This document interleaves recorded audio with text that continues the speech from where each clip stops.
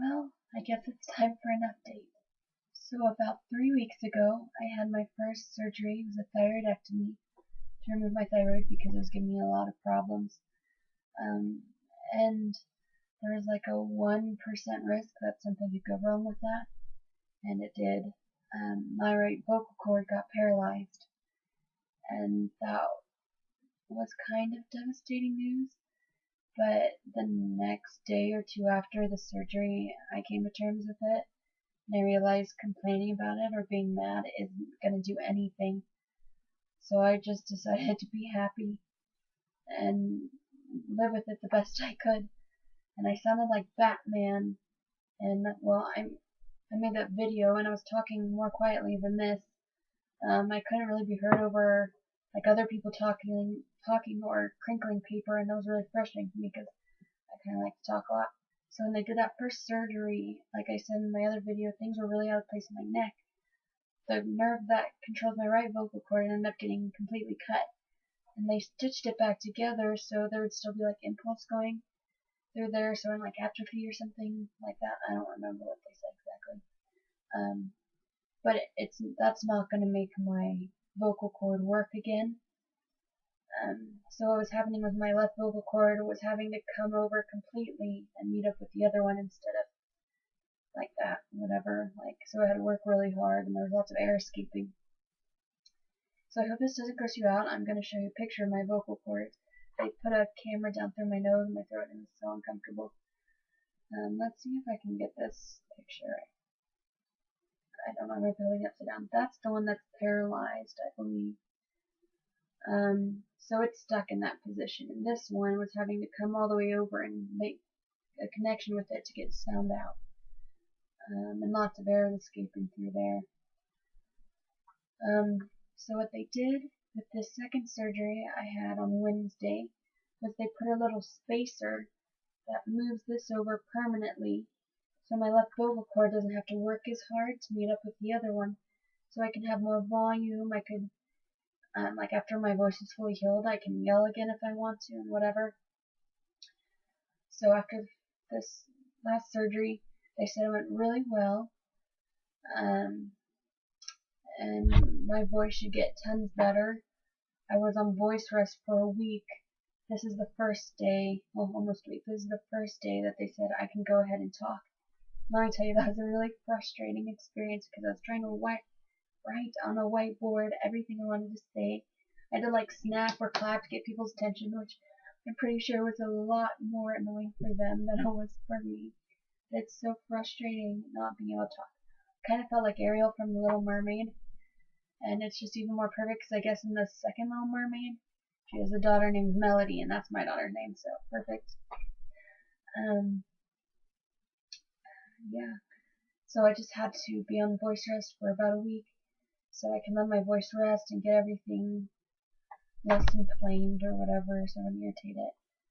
So now I'm supposed to ease back into it, so here I am making a YouTube video. My voice doesn't sound as good as it's going to. This is the first day I've talked in a week after my surgery, and it's already louder, but it's going to become a lot more clear and just more normal as I use my voice more. One really annoying thing about this surgery, okay, so sometimes when you get surgery, you have like a drain coming out of your body to kind of get rid of excess blood and fluids that are a result of the surgery or whatever, them like cutting you open and stuff. And my first surgery, I spent the night in the hospital, and the next morning the doctor came and saw me, and he's like, oh, there's not a whole lot coming out, so I'll just take it out now. So I only had it in for like less than a day, so I didn't even have to worry about it. This time they said, oh, well, because we're going back and irritating the same spot, blah, blah, blah. I don't even remember. I was like on pain meds when I was in the hospital, so I don't remember a lot. But they said it should bleed more this time and for a bit longer. So they're like, okay, we'll see you when you come in a week, and we'll remove it then. But like, there's hardly anything coming out in the last 2 days or 3 days. It's been like less than 3 milliliters of blood or fluid coming out. So it's like this is getting really annoying and it's starting to hurt. It was in right there. So I made an appointment and they went in and took it out today. It was the most annoying thing. It was like a tube that came out of here. Oh, it's still kind of tender. And it like ran down about to like mid thigh, and I had like this bulb that would catch everything. I had to like, sorry, I had to empty it like 3 times a day. The tube was a little,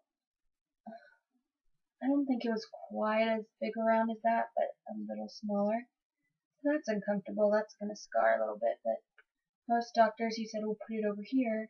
So you have like this line and a dot. And it's like an exclamation mark. Nobody wants that.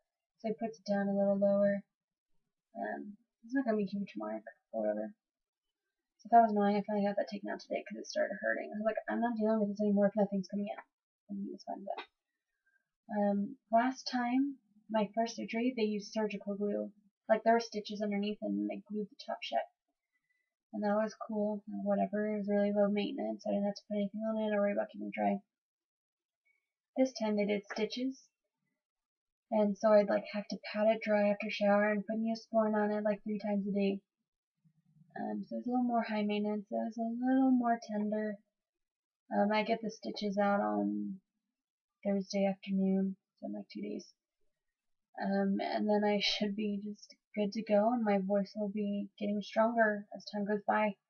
But I felt like I hadn't made a video in forever. So that's why I'm giving you this update.